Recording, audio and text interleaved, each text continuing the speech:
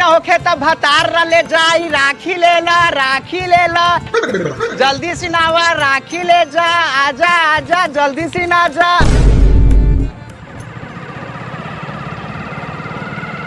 अभी हमरा राखी या मिठाइयो लेवे के बा।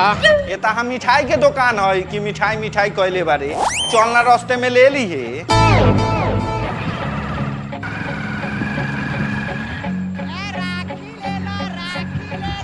हौ का होते राखी वाला आवता एकरे से ले ले। ठीक बा। ए राखी वाला भाई रोको रोको तनी हमरा मोहतरमा के बढ़िया बढ़िया राखी दिखा दो। हई देखी भौजी रेशम वाला राखी चांदी के राखी ना हवा। हाँ बात है दिखाई का ना रहे द पर साल चांदी के राखी तो ले गिरन सोना के हवा। सोना के लेबे त नाम ना हंसा जतौ हीरा मोती के ले ले कि बाप भाई के नाम ऊपर हो जतौ। हम कम दाम के राखी